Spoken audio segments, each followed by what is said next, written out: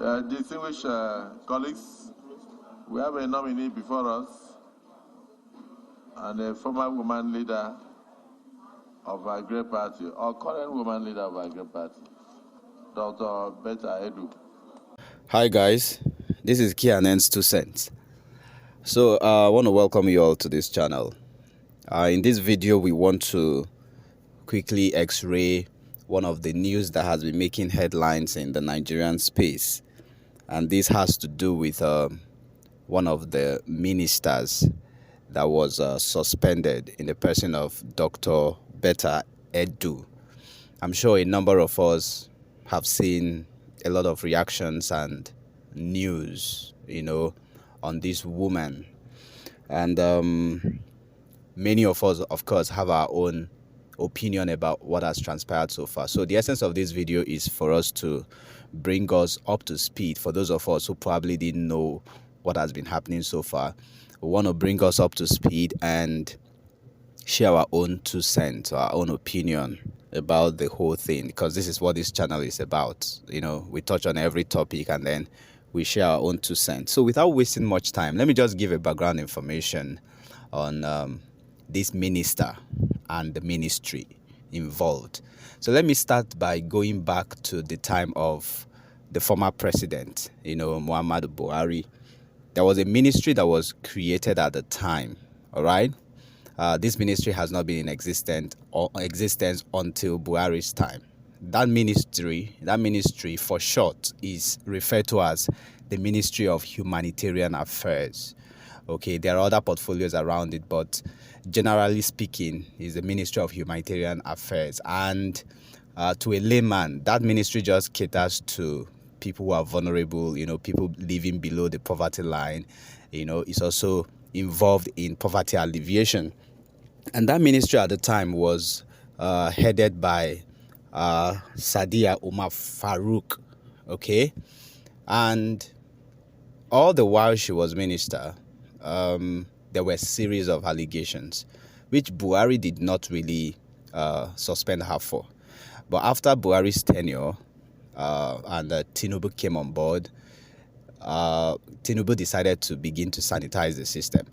And one of the things the President Tinubu did, was to start investigating Sadiya Umar Farouk, and because there were allegations of fraud in the tune of 37 billion naira. That's for that minister. Now, in the time of Tinubu, this ministry was rejigged a little bit, more portfolios were added, but it is still about humanitarian affairs. And the minister became Dr. Edu Betta, or Dr. Betta Edu, all right? And she happened to be the youngest minister in Tinubu's cabinet. In fact, she is 37 years old. Okay, and a lot of accolades went to Tinubu for appointing someone that young, because in the history of Nigeria, we are used to having ministers who are so old, all right, or who have been there for a long time.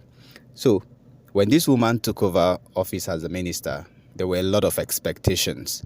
But unfortunately, just a few months down the line, there were allegations. So as we speak, there are still allegations.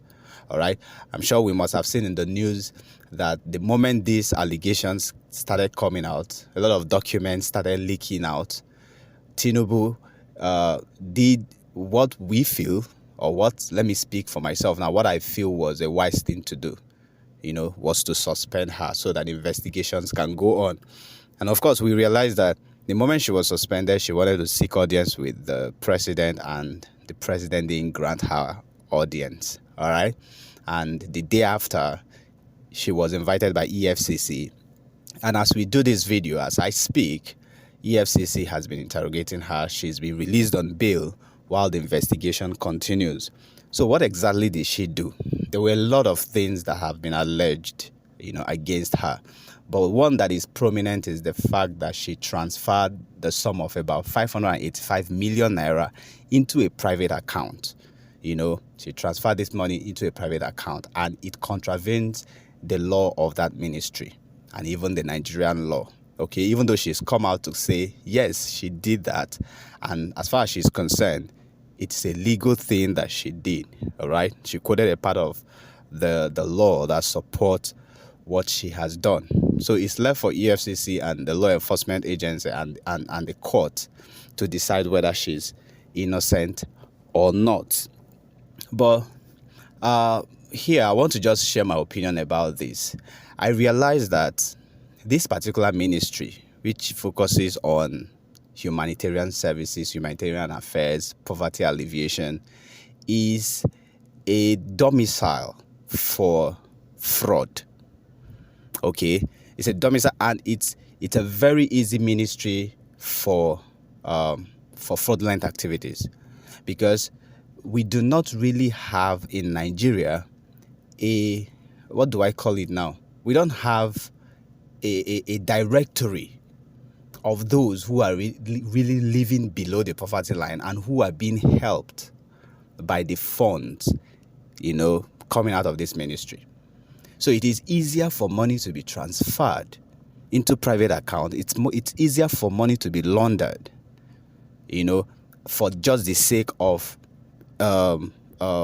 supporting vulnerable people. You remember the time of Buhari, it was called a conditional cash transfer program. And a lot of people were getting money, and there were no evidences to show that these people are qualified to get this money. So if people who we don't even, if people that we know that are not really qualified to get this money are able to get some of this money, you can now imagine what those in the ministry, how much those in the ministry would have embezzled. Okay, so I wish the minister well, all right, but I just, like I said before, it was a good thing Tinubu did by suspending her, all right, until investigations are completed. All right, so she's with EFCC. If EFCC is doing their job, we will not want to condemn her yet until she's proven guilty. All right, so as we speak, she's suspended, and she's not the only one who is suspended. Even the former minister, Mrs. Farouk, is also suspended. Even there's another person in the ministry, the one that is in charge of the National Social Investment Program Agency, the person of Halima Sheu, she has also been suspended. So it's good news that these people are being suspended, even though in Senate climes, I expect that these people should have resigned their positions. But here in Nigeria, people hardly resign. Okay, so that is what it is at the moment. If anybody has more information to share, the platform is open. You can let us know, and also share your own 2 cents. I don't know, my brother K, if you also have something to say, you can share. All right, and if for those who have not subscribed to this channel, kindly do that now, and don't forget to click the like button. Click on the notification so that each time we share a video here, you will see it first. And yeah, thanks for bringing us up to speed. Thanks for all this. I'm sure our listeners will be happy that you've at least given them an insight into what's going on with the suspension and everything. Yes, guilty, innocent until proven guilty, but it's Nigeria. We already kind of understand the system. You said it already. All these people don't step down. They don't. What they try to do is they try to go under the radar, or they try and go and beg the president. Mentioning no names, but we Nigerians are quick to point out everything but the major problem with Nigeria, which is us, Nigerians. We are the problem in Nigeria. And I'll just end it by saying, any parastatal, or any organization, or any system that does not have a website detailing what they do and how they do it is not a system. So when you see all these platforms that are created and you don't even have a website you can visit to see what they're doing, then they are not doing anything. It was just created to siphon. So, well, we'll monitor it and let's see how it goes. And I'm sure maybe there'll be more updates and we can revisit it. And then maybe I can even elaborate more. But thanks for the info. And if our listeners, if you have any info, or you disagree, or you want to share anything, please feel free to share your 2 cents with us too.